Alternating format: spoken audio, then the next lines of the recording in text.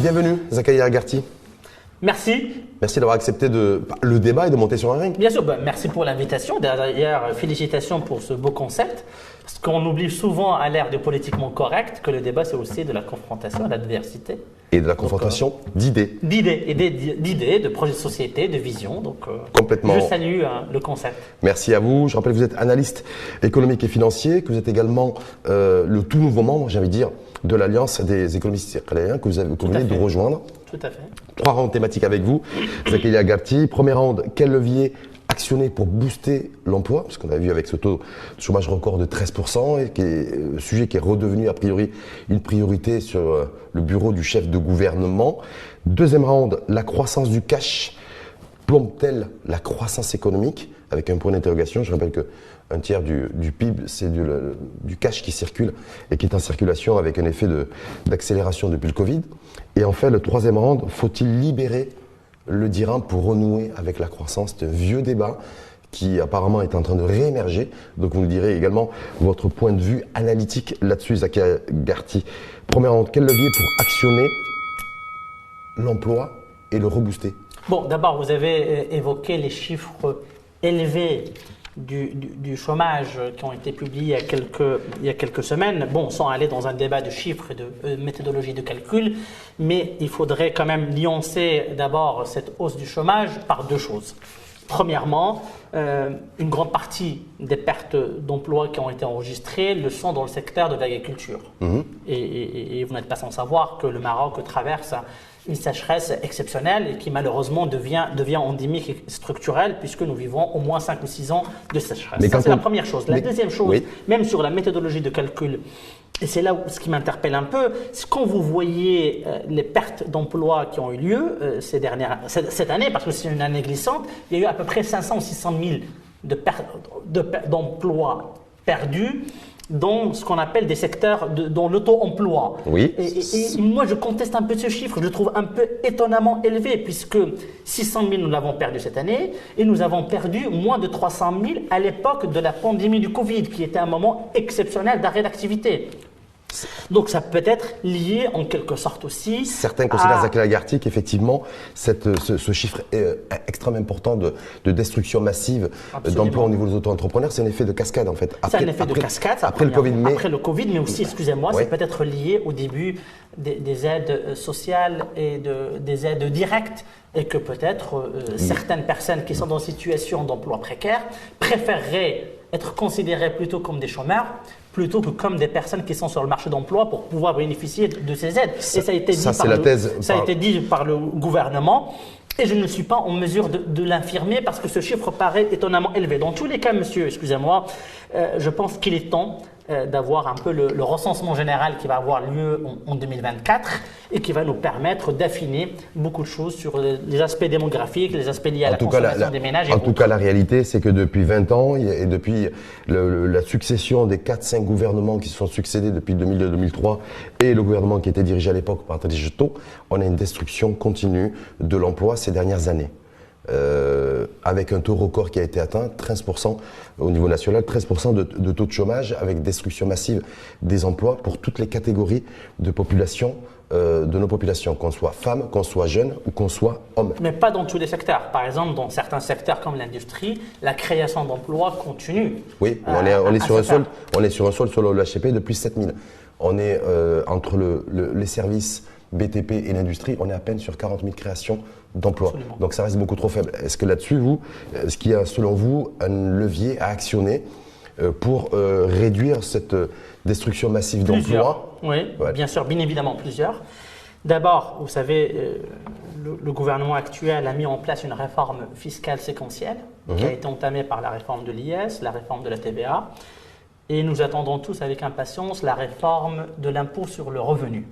Et cette réforme de l'impôt sur le revenu qui pourrait donner du pouvoir d'achat à la fois supplémentaire à tous les citoyens, donc augmenter la consommation, et qui pourrait aussi réduire la charge fiscale que les entreprises payent en termes d'impôt sur le revenu et donner faciliter le recrutement et encourager le recrutement. Donc la réforme de l'impôt sur le revenu pourrait déclencher une vague de recrutement et améliorer la situation de l'emploi d'un côté.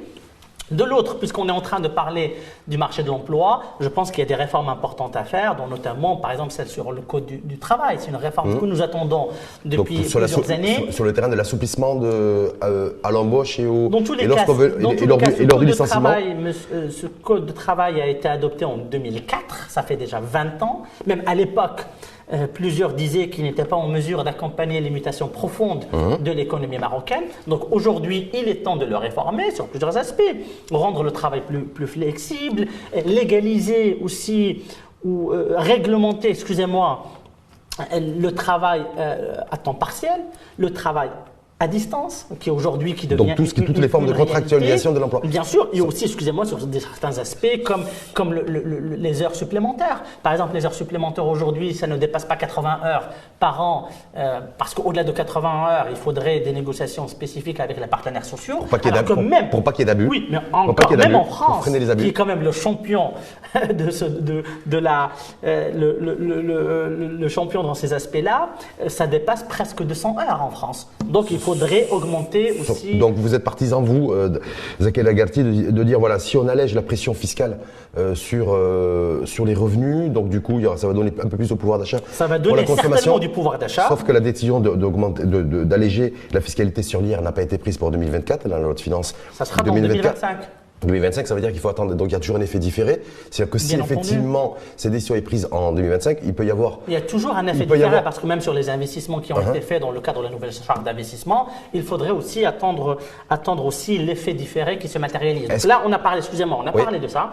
Vous posez la question, il y a aussi un autre aspect qui est important, qui est fondamental. Parce que quand on parle d'industrie, quand on parle de création d'emplois, l'industrie est intimement liée à la recherche et développement.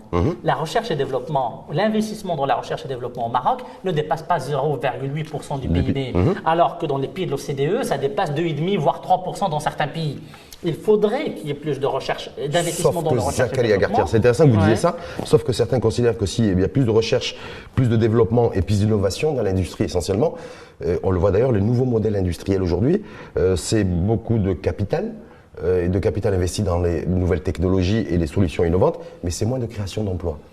Bien évidemment, par exemple dans un secteur comme l'automobile, par exemple, il y a une quinzaine d'années, l'investissement était fait dans des industries de câblage très labor intensive, qui consomment beaucoup de main-d'œuvre. Et donc à l'époque, vous investissez 500 millions de dirhams et vous pouvez créer 2000 emplois. Aujourd'hui, dans l'automobile, vous pouvez investir 1 milliard de dirhams et ça vous génère 50 ou 100 emplois, parce qu'il y a eu des gains de productivité sur ce secteur-là. Et je m'en réjouis. Je suis heureux que dans le secteur automobile, on ait pu opéré une montée en gamme pour aller sur des choses beaucoup plus sophistiquées que le simple assemblage. Donc sur ce secteur-là, on ne va pas créer beaucoup d'emplois à l'avenir. Mais dans d'autres secteurs, il y a encore de la marge. Et c'est là où je reviens sur cette idée de R&D qui est fondamentale. Si vous investissez dans la pétrochimie, etc., il faut de la R&D. Aujourd'hui, l'investissement dans la R&D est très faible au Maroc. La solution est partout la même, c'est-à-dire le soutien de l'État à l'investissement dans la R&D à travers un crédit impôt. Pour quelle taille d'entreprise? Toutes. Excusez-moi, non, mais justement sur ce point-là, d'abord, il faudrait créer un label, parce que toutes les entreprises ne peuvent pas dire qu'on fait de la R&D, il faut créer des structures labellisées par des instituts scientifiques ou un conseil national scientifique qu'on pourrait créer qui pourrait donner ce label, ou par exemple par des fondations comme la Fondation Massir ou l'UM6P. Et il faudrait permettre à ces entreprises-là qui investissent dans la R&D de bénéficier d'un crédit impôt recherche. Ça existe partout en arabe, ça n'existe pas encore en arabe. En tout cas, on le demande. Tout ça, ça va demander du temps. Mais dans l'immédiateté pour 2024 et 2025, levier actionné. Alors aujourd'hui, on le voit, on a un point de croissance aujourd'hui. Le point de croissance détruit beaucoup plus d'emplois qu'il n'en crée. Si on fait le ratio et l'équation. Mais justement, c'est Rachid, parce que vous dites, il nous faut des résultats à court terme.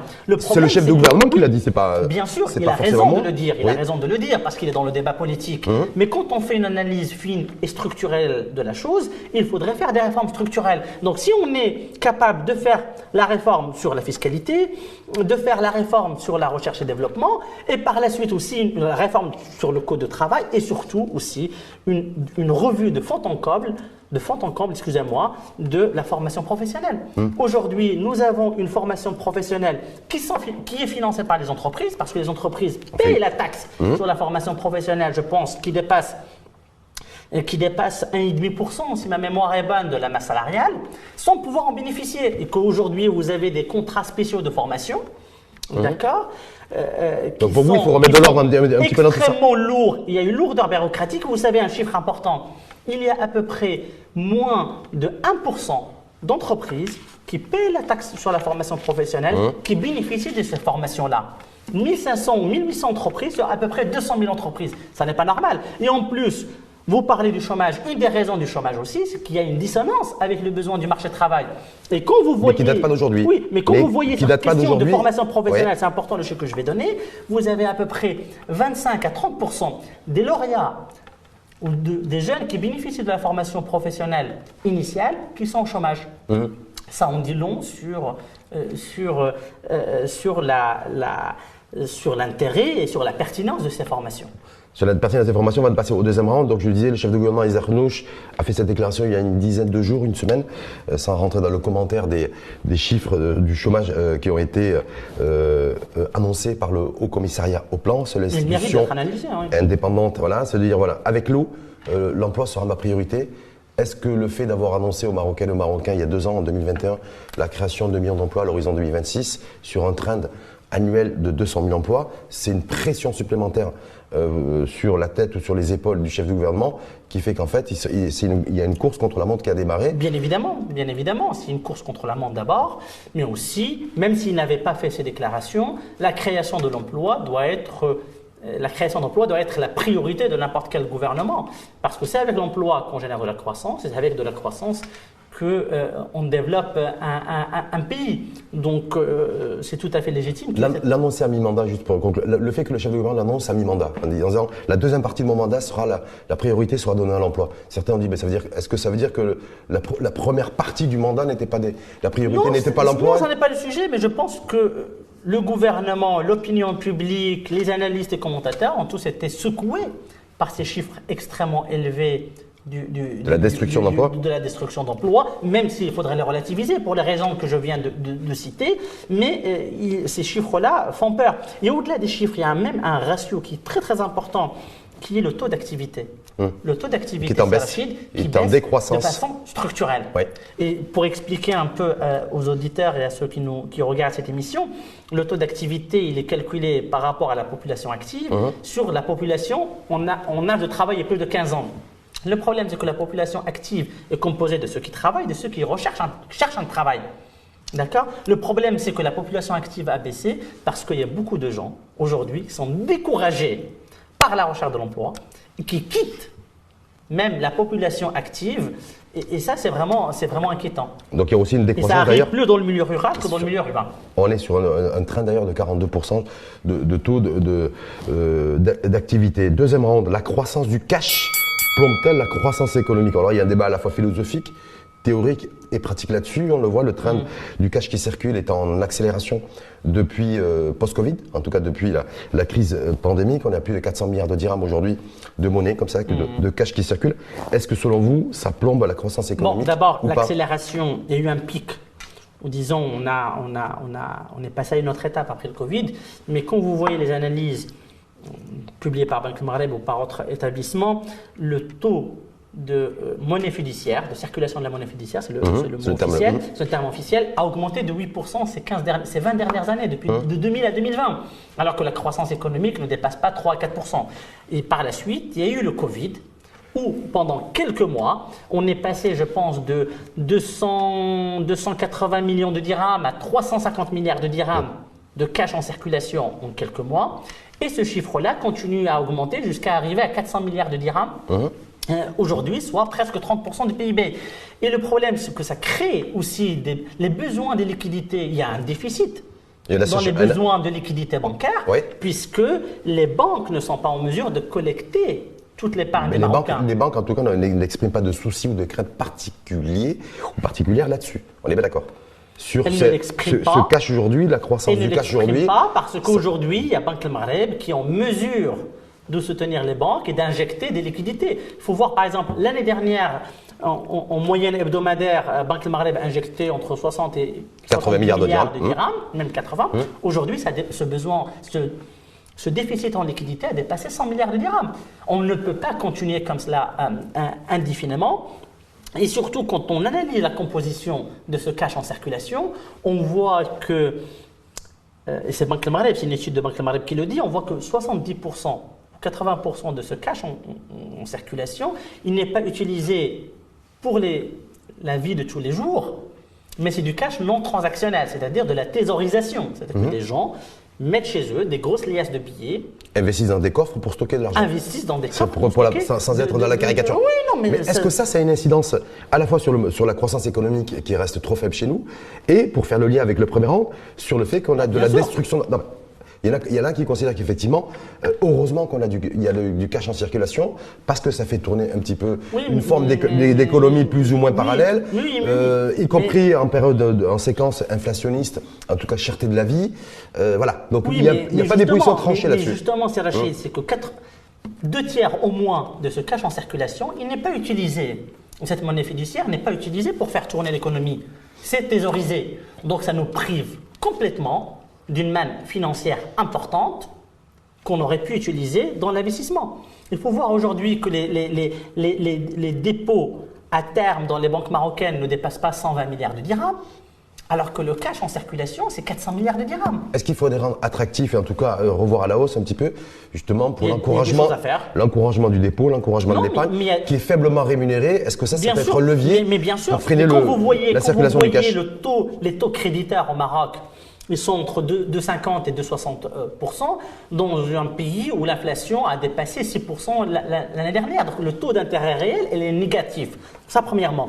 Deuxièmement, aujourd'hui, à l'heure des aides directes qui ont commencé à être distribuées, je pense, fin décembre. Oui, début décembre, ça a démarré. Et la politique sociale est une très très grande réussite. C'est une politique royale qui est mise en place par le gouvernement. Et il faudrait que ces aides soient transférées via mobile banking ou système bancaire, etc., pour que ce cash. C'est prévu. C'est prévu. Ça a été fait dans Tayssir, dans le programme Tayssir il y a quelques années, mais malheureusement, le cash a aussi un aspect culturel, c'est-à-dire que les montants qui ont été transférés, 90% de ces montants ont été retirés quelques semaines après. Ça, premièrement. Deuxièmement, aussi pour encourager le mobile banking au Maroc, il faudrait que les coûts que supportent les commerçants baissent. Les coûts de transfert. Parce que quand vous voyez… Est-ce que vous confirmez le fait que les coûts de transfert chez nous sont quasiment les plus élevés au monde? Je ne pourrais pas dire les plus élevés au monde, mais ils sont élevés. Apparemment, on est quand même dans le haut du classement. Et là, il faut voir l'association professionnelle des établissements de paiement qui dit que le coût du mobile banking, c'est à peu près entre 0,5 et 0,6% par transaction, 0,25 pour la grande distrib et les hydrocarbures, mais 0,5%, c'est très élevé et des fois, ça n'encourage pas certains commerçants à adopter cette réagir sur deux chiffres. Effectivement, plus de 400 milliards de dirhams qui circulent en cash. C'est effectivement 30% en termes de volume de notre PIB et du PIB national. Et 30% aussi, c'est le chiffre officiel de l'économie informelle chez nous. Est-ce qu'on a sur du 30% d'un côté, circulation du cash, 30% de l'économie informelle? Est-ce que du coup il y a une corrélation ou pas? Ou c'est le hasard des chiffres? Oui, il y a certainement une corrélation. Après, c'est aux chercheurs de la démontrer, mais bien évidemment, il y a une corrélation, malgré tous les efforts qui sont faits depuis quelques années pour endiguer les effets de l'économie informelle, mais force est de constater qu'elle est là et qu'elle a la vie… Et qu'elle est bien prégnante.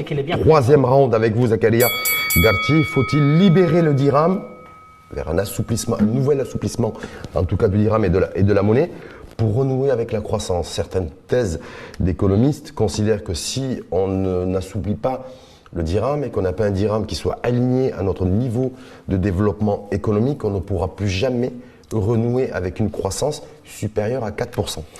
Bon, d'abord, la marche vers la libéralisation du dirham a été entamée depuis quelques années, de façon graduelle, avec une flexibilisation qui a été une première phase dans une sorte de bond de 0,3, moins 0,3. Oui.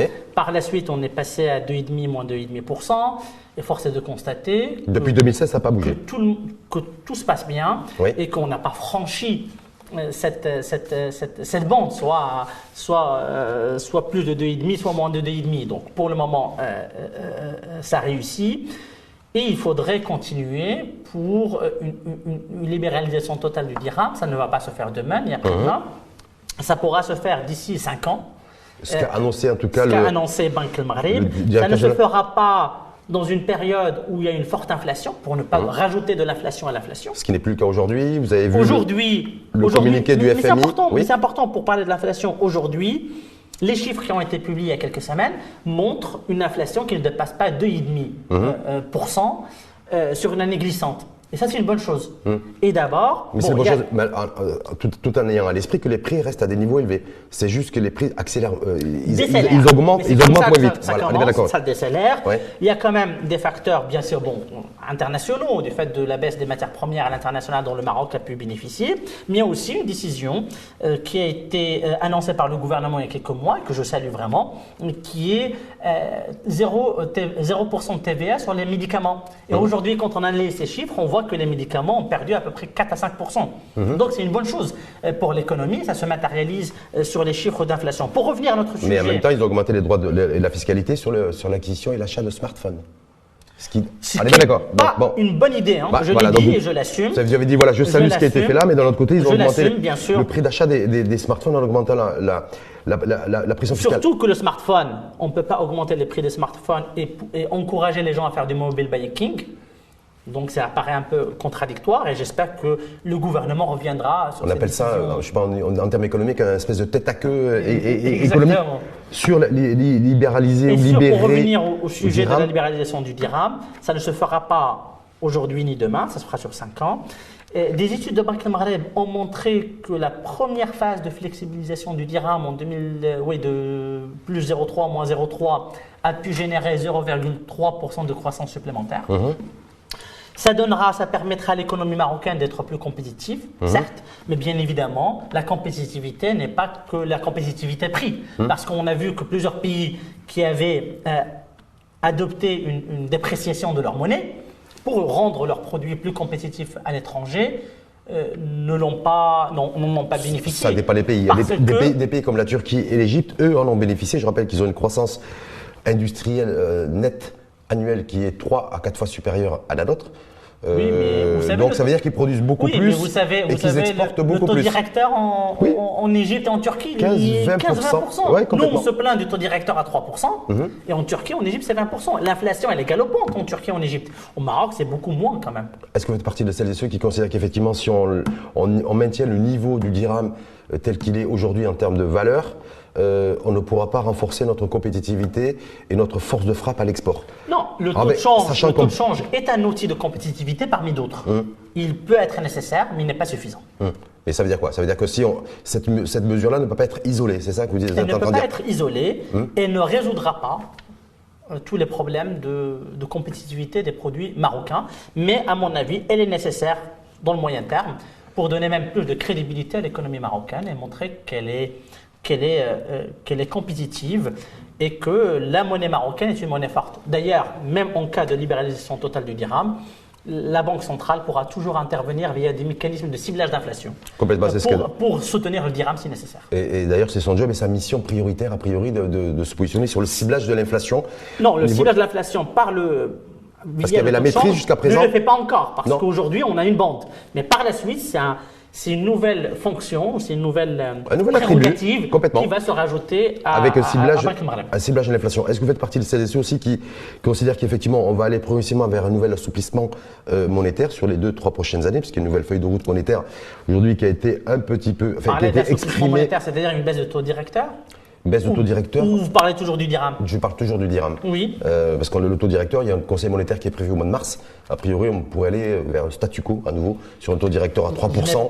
Je pense que du moment où la banque centrale, la BCE et la Fed ne procèdent pas à une baisse des taux directeurs, on gardera toujours ce taux de 3% au mois de mars 3%, prochain. Qui quand même si on critique, mais il reste moins élevé que le taux de la Fed ou le taux de la BCE. Sauf qu'on a un taux directeur qui est supérieur au niveau de croissance économique. Et que ça pose problème pour certains. Le taux de croissance économique en Europe, il n'est pas à 4%. Au Maroc, on a un taux de croissance en 2023 non, de mais c'est 2,7. juste pour répondre à votre question, c'est que le taux de croissance en Europe est inférieur au taux de la banque directeur. Il vaut mieux avoir un taux de croissance en Allemagne ou en France qu'avoir 2,7 de croissance chez nous. Non, évidemment. Non. Juste une dernière question sur libéraliser, en tout cas, nouvel assouplissement monétaire. Est-ce que vous faites partie de ceux, Zaki El Agharti, qui disent aussi qu'il va falloir aussi revoir le panier de devises? Non, mais s'il y a une libéralisation totale du dirham, il n'y aura plus de panier. Elle sera progressive. Oui, mais il n'y aura plus de panier à ce moment-là. Donc, c'est-à-dire que ça sera uniquement sujet à l'offre. Le prix du dirham sera sujet à l'offre et à la demande du dirham. Mais sans prendre en considération le panier. Mais introduire des monnaies comme le yen chinois, par exemple, est-ce que ça peut être aussi… Moi, je pense qu'il n'y aura plus de panier. Le panier ne sera plus calculé dans la valeur du dirham. Donc, ça sera complètement supprimé et ça sera uniquement l'offre et la demande. Et vu que nos échanges se font majoritairement en dollars et en euros, le dirham fluctuera en fonction de ces monnaies-là. À l'horizon 2026, 2027, 2028, selon vous, 2030 4-5 ans. 4-5 ans. Pour vous, les choses vont s'accélérer, se préciser. C'est à mon avis qui n'engage que moi, qui n'engage personne. Dans la perspective de la co-organisation de la Coupe du Monde en 2030, on aura une libéralisation de la monnaie. Peut-être, du dirham. Ce n'est pas forcément lié à la Coupe du Monde, mais peut-être. Mais il y a des réformes plus urgentes à faire, comme celle de l'IR, le code de travail, la réforme de la formation professionnelle, et tous ces aspects-là me paraissent prioritaires et structurels. Il faut arrêter de penser qu'aux choses conjoncturelles. Certes, quand on est dans le feu de l'action, au gouvernement ou dans le débat que nous menons, mais il faudrait penser aux choses structurelles et il est temps de les faire.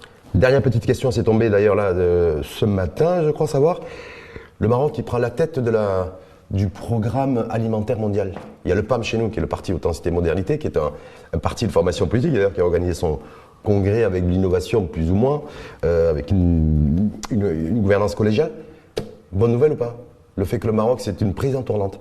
On prend la présidence du programme d'alimentation et du programme alimentaire mondial. On ne la prend pas avec d'autres pays, donc ce n'est pas une présidence collégiale. Non, ce n'est pas une présidence collégiale. Là, c'est le Maroc qui va présider. Programme alimentaire mondial. Le Maroc est un acteur important dans la sécurité alimentaire mondiale. On est quand même le premier exportateur de fertilisants dans le monde. Donc ça nous donne un poids important dans la sécurité alimentaire mondiale. Et j'espère que la présidence du Maroc de ce comité permettra de donner plus de rayonnement au Maroc et fera entendre notre voix. Merci à vous, c'est Zaki Agharti. Je rappelle, analyste économique et financier, membre de l'Alliance, tout nouveau membre de l'Alliance des économistes istircléens sur ce spectre aujourd'hui d'enjeux, à la fois de freiner la destruction d'emplois, de freiner aussi la circulation du cash, qui pose problème d'ailleurs au niveau des finances publiques. Essentiellement, et au secteur bancaire, parce qu'il y a un assèchement des liquidités, et sur la possibilité d'accélérer, en tout cas de mettre sur orbite et sur l'agenda une feuille de route monétaire pour un allègement progressif du dirham, pour essayer de renforcer notre compétitivité. Merci à vous et à très bientôt. Merci à vous, à très bientôt.